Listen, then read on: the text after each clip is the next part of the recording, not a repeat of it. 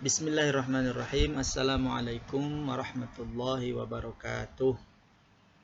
Alhamdulillah. Summa salatu wassalamu ala rasulillah Sayyidina Muhammad ibn Abdillah. La hawla wa la quwata illa billah. Amma ba'du. Anak-anak yang saya sayangi, pada kesempatan kali ini kita bersyukur kepada Allah karena masih dalam keadaan sehat jasmani maupun rohani, serta masih diberikan kesempatan untuk dapat belajar ilmu agama khususnya. Salawat dan salam mari kita selalu curahkan kepada Nabi kita Nabi Muhammad sallallahu alaihi wasallam. Allahumma sholli ala sayyidina Muhammad. Baiklah, untuk memulai pelajaran kita pada kesempatan kali ini, mari kita sama-sama membaca basmalah. Bismillahirrahmanirrahim. Sekarang silakan kalian buka modul kalian di halaman pertama, halaman 1 bab pertama. Judulnya adalah meniti hidup dengan kemuliaan. Dalam judul ini kita akan memahami bagaimana cara agar kita dalam kehidupan sehari-hari melakukan hal-hal yang mulia. Maka dalam yang pertama kita akan mencoba menjelaskan yang disebut dengan pengendalian diri, atau dalam bahasa Islamnya adalah mujahadah an-nafsi. Apa yang dimaksud dengan mujahadah an-nafsi? Mujahadah an-nafsi itu artinya mengontrol diri, atau kita menahan diri kita dari berbagai macam emosional yang akan menimbulkan kemarahan ataupun ketidaksukaan terhadap suatu perbuatan. Dalam Islam kita dianjurkan untuk senantiasa menahan diri dari hal-hal yang menyebabkan emosional kita menjadi berlebihan. Maka kata Nabi, ada suatu hadis menyebutkan, ya ma'syarus sabab man istata'a minkumul ba'a. Wahai golongan pemuda, barang siapa di antara kamu mampu untuk melakukan pernikahan, hendaklah menikah. Nah, dengan menikah itu amat menundukkan pandangan dan amat memelihara kehormatan. Dan barang siapa yang tidak mampu untuk menikah, hendaklah ia berpuasa. Maka dengan puasa itu akan menahan nafsu dirinya. Hadis riwayat Bukhari. Nah, hadis ini menjelaskan bahwasanya cara menahan diri kita agar bisa mengontrol emosional kita, salah satunya adalah dengan berpuasa. Karena orang berpuasa, walaupun keinginan nafsunya kuat, tapi tidak ada tenaga. Nah, salah satunya adalah puasa ini sebagai cara agar emosi atau amarah kita itu bisa meredah. Kemudian perilaku mulia yang kedua adalah prasangka baik, atau dalam istilah kita husnuzon. Nah, husnuzon ini anak-anak sekalian itu harus dimiliki oleh setiap orang Islam. Terutama kita sebagai pelajar harus memiliki sikap husnuzon, berasangka baik terhadap seseorang. Dalam Islam, lawan kata daripada husnuzon adalah su'uzon, yaitu berprasangka buruk atau berpikiran buruk terhadap pekerjaan orang lain. Maka ini sangat dilarang oleh agama kita. Nah, yang ketiga, agar kita mendapatkan kemuliaan di dalam kehidupan, yaitu harus melakukan yang namanya ukhuwah persaudaraan. Saudara lazimnya itu adalah saudara seayah dan seibu atau saudara kandung. Tetapi dalam Islam kita diajarkan yang namanya ukhuwah Islamiyah, yaitu persaudaraan sesama Islam. Kemudian ada yang namanya ukhuwah watoniyah, yaitu saudara sesama satu bangsa. Walaupun lain agama, kalau dia satu bangsa, maka kita tidak boleh untuk mengucilkannya, tidak boleh untuk mendiskriminasinya. Ada lagi yang ketiga, yaitu ukhuwah basyariyah, yaitu persaudaraan sesama manusia. Maka selagi dia berbentuk manusia, maka dia adalah saudara. Tidak boleh kita ganggu, tidak boleh kita berbuat jahat terhadapnya. Baik, anak-anak sekalian, dalam 3 macam amal yang menjadikan kita mulia dalam kehidupan sehari-hari, ini dijelaskan oleh Allah Subhanahu wa taala dalam Al-Qur'an surat Al-Anfal ayat 72. Mari kita simak ayat surat Al-Anfal ayat 72 berikut. A'udzu billahi minasyaitonir rajim. Bismillahirrahmanirrahim. Innal ladzina amanu wa hajaru wa jahadu bi amwalihim wa anfusihim fi sabilillah والذين آووا ونصروا أولئك بعضهم أولياء بعض والذين آمنوا ولم يهاجروا ما لكم من ولايتهم من شيء حتى يهاجروا وإن استنصروكم في الدين فعليكم النصر إلا على قوم بينكم وبينهم ميثاق والله بما تعملون بصير. Artinya, sesungguhnya orang-orang yang beriman dan berhijrah serta berjihad dengan harta dan jiwanya pada jalan Allah Subhanahu wa taala, dan orang-orang yang memberikan tempat kediaman dan pertolongan kepada orang-orang muhajirin, mereka itu satu sama lain lindung melindungi. Dan terhadap orang-orang yang beriman tetapi belum hijrah, maka tidak ada kewajiban sedikit pun atasmu melindungi mereka sebelum mereka berhijrah. Kan tetapi jika mereka meminta pertolongan kepadamu dalam urusan agama, maka kamu wajib memberikan pertolongan, kecuali terhadap kaum yang telah ada perjanjian antara kamu dengan mereka, dan Allah Maha melihat apa yang kamu kerjakan. Nah, yang dimaksud dengan lindung melindungi ialah di antara muhajirin dan ansor yang terjalin persaudaraan yang amat teguh untuk membentuk masyarakat yang baik. Ini kisahnya adalah tentang bagaimana Rasul Shallallahu Alaihi Wasallam mensaudarakan antara kaum muhajirin dan kaum ansor ketika kaum muhajirin atau penduduk Mekah hijrah ke Madinah. Pada saat itu kaum kafir Quraisy mengkudeta atau menyiksa orang-orang Islam yang baru masuk Islam pada waktu itu di Mekah.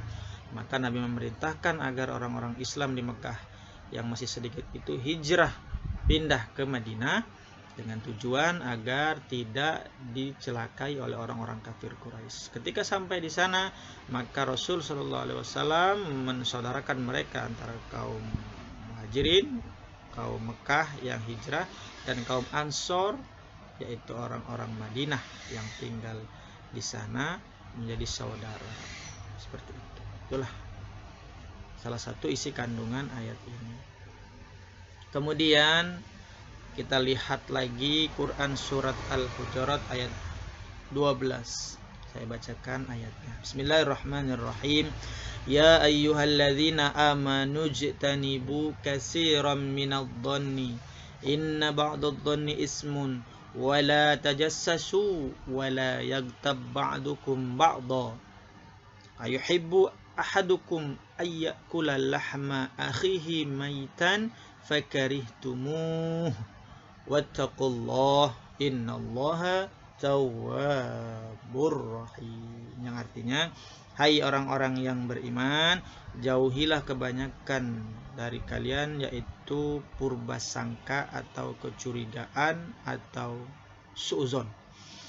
Karena sebagian dari sangkaan itu adalah dosa, dan janganlah mencari-cari keburukan orang, dan janganlah menggunjing satu sama lain. Adakah seorang di antara kamu yang suka memakan daging bangkai saudaranya sendiri?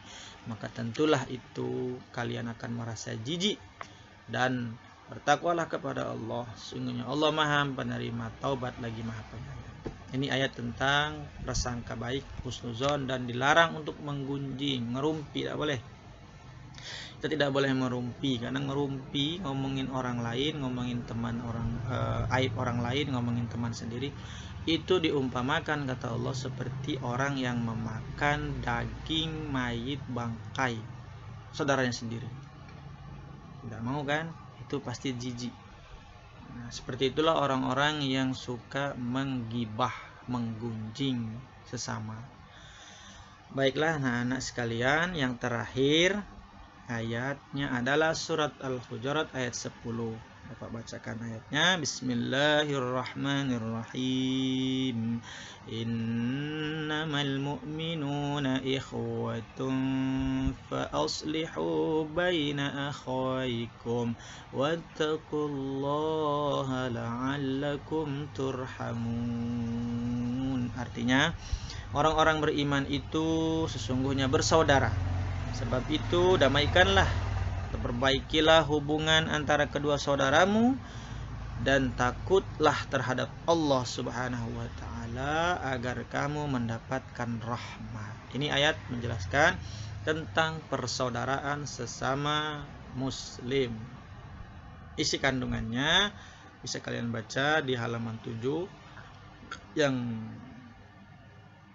maknanya adalah di dalam menjalani kehidupan ini dari 3 poin penting tadi, yaitu menjaga diri, mengontrol diri atau mujahadah nafsi, kemudian selalu berpikir positif atau husnuzon terhadap orang lain, kemudian yang ketiga, kita harus saling bersaudara, baik saudara sesama Islam maupun saudara sesama manusia. Maka ketika kita sudah menerapkan perilaku ini, insya Allah hidup kita akan mulia, dan di lingkungan kita pun akan menjadi tenang, damai. Baik, itulah dalil-dalil yang menganjurkan kita melakukan perilaku mulia dalam kehidupan sehari-hari. Kita bacakan hadis tentang pengendalian diri, prasangka baik, dan persaudaraan. Pertama, hadis dari Abu Hurairah radhiyallahu an, bahwa Rasul sallallahu alaihi wasallam bersabda, an Abi Hurairah radhiyallahu anhu anna Rasulullah sallallahu alaihi wasallam qala laisa syadidu bis sur'ati innama syadidu alladhi yamliku nafsahu indal ghadab. Rawahu Bukhari wa Muslim. Kata Nabi, orang yang perkasa bukanlah orang yang menang dalam perkelahian, tetapi orang yang perkasa adalah orang yang mengendalikan dirinya ketika dia marah. Jadi orang yang hebat itu bukan yang begulet langsung menang, bukan. Tapi orang ketika ada temannya membuat dia emosi, maka dia tidak langsung membalas dengan kemarahan, tetapi dia mengontrol emosinya, kemudian dia beristighfar, dan dia memaafkan saudaranya, temannya tersebut. Itulah orang hebat, kata Nabi. Kemudian kata Nabi, ada hadis dari Abi Muhammad Abdullah bin Amr bin Asy radhiyallahu an, kata Nabi, la yu'minu ahadukum hatta yakuna hawahu lima ji'tu bihi tidak sempurna iman seseorang di antara kalian sehingga hawa nafsunya tunduk mengikuti apa yang aku bawa. Jadi kalau kita menurutkan nafsu marah, nafsu yang melakukan perbuatan maksiat, maka kata Nabi itu dikategorikan orang yang kurang imannya atau tidak beriman. Kemudian selanjutnya hadis tentang prasangka baik, kata Nabi, iyyakum wadhanna fa inna dhanna akdzabul hadis, rawahul Bukhari. Kata Nabi, jauhilah darimu dari prasangka buruk karena sesungguhnya prasangka itu adalah perkataan yang paling dusta. Enggak boleh mengira-ngira orang, oh si anu itu suka ini, suka itu. Nah, itu enggak boleh. Karena omongan itu, menduga-duga itu sama dengan bohong, sama dengan dusta, dan akan dinilai sebagai perbuatan dosa. Makanya kalau tidak tahu ceritanya, tidak tahu beritanya, jangan sotoy. Ya, paham? Jangan sotoy, jangan sok tahu. Dalam Islam itu kalau ada berita, cari dulu berita itu, pelajari benar tidak, sumbernya betul atau tidak, barulah kita bercerita tentang hal itu. Jangan menduga-duga, karena menduga-duga itu akan menjadi kita mengucapkan kalimat-kalimat dusta atau bohong. Adik-adik atau anak-anakku yang saya sayangi, hadis tentang persaudaraan itu diriwayatkan dari Nu'man bin Bashir. Nu'man ini sahabat Nabi yang salah satu yang disukai Nabi juga, sahabat Nabi yang paling unik. Nu'man bin Bashir. Kata Nu'man, ani Nu'man bin Bashir radhiyallahu anhuma qala Rasulullah sallallahu alaihi wasallam, mislul mu'minin fi thawadihim wa tarahumihim wa ta'atufihim masalul jasadin idastaka minhu adwul lahu sairul jasad bisahari wal humma, rawahul Muslim. Kata Nabi SAW, perumpamaan orang-orang mukmin dalam saling mencintai, saling mengasihi dan saling menyayangi itu seperti satu tubuh. Apabila satu organ tubuh merasa sakit, akan menjalar kepada semua organ tubuh, yaitu tidak dapat tidur dan merasa demam. Hadis riwayat Muslim. Jadi kalau orang Islam dengan orang Islam lainnya itu seperti bangunan tubuh kita, anggota tubuh. Kalau ada yang sakit, maka yang lain ikut sakit. Maka ketika kita menyakiti seorang teman kita, seharusnya teman kita yang lain merasa sakit dan kita juga merasakan sakit itu. Jadi ketika kita mau berbuat zolim terhadap teman kita, maka sama juga kita menzolimi diri kita sendiri. Maka dalam Islam inilah harus diajarkan, saling mencintai sesama muslim. Ukhuwah Islamiyah itu harus. Baik, yang terakhir kata Abu Hamzah Anas bin Malik radhiyallahu an menerangkan bahwa Nabi sallallahu alaihi wasallam bersabda, la yu'minu ahadukum hatta yuhibbu li akhihi ma yuhibbu li nafsihi. Ini sering kita dengar hadis ini, kata Nabi, tidak sempurna iman kalian sehingga dia mencintai saudaranya sebagaimana dia mencintai dirinya sendiri. Jadi kalau pengen kita dicintai orang, maksud dicintai di sini tidak diganggu, tidak dizolimi, disayangi oleh teman, maka kita harus mencintai, menyayangi juga teman kita. Jangan kita pengen disayangi tapi tidak mau menyayangi teman kita, nggak boleh. Nah, itulah kira-kira materi kita pada siang hari, pada kesempatan kali ini, untuk menguji kepahaman kalian dari materi ini. Maka Bapak akan memberikan satu tugas, yaitu kalian buka di halaman 10 modul kalian, halaman 10 11. Di situ ada uji kompetensi soal pilihan ganda 1 sampai 20. dan jawaban esai atau soal esai 1-5. Kalian isi langsung di modul, coret saja mana yang benar dari A, B, C, D itu, kemudian esainya kalian buat kertas selembar, isi jawaban langsung, tempelkan atau dinecis di modulnya. Nanti sudah selesai, minggu depan kumpulkan di meja Bapak di sekolah. Insya Allah nanti akan Bapak nilai. Ini nilai latihan. Itu saja kurang lebih yang dapat Bapak sampaikan. Inti daripada materi ini, kita dianjurkan untuk selalu menjalani kehidupan, mencari hal-hal yang menyebabkan kita menjadi mulia, baik di mata manusia, terlebih lagi di mata Allah Subhanahu wa Ta'ala, agar kita selalu mendapat hidayah perlindungan dari Allah Subhanahu wa Ta'ala, dan kita mendapat legitimasi stempel orang yang mulia di dunia, terlebih lagi insya Allah menjadi manusia yang mulia di akhirat. Dan kita memohon kepada Allah Subhanahu wa Ta'ala agar selalu diberi kekuatan untuk menjadi orang-orang yang mulia. Amin ya Rabbal Alamin. Sekian, mari kita tutup materi pelajaran kita pada kesempatan ini dengan sama-sama melafazkan hamdalah. Alhamdulillahi Rabbil Alamin.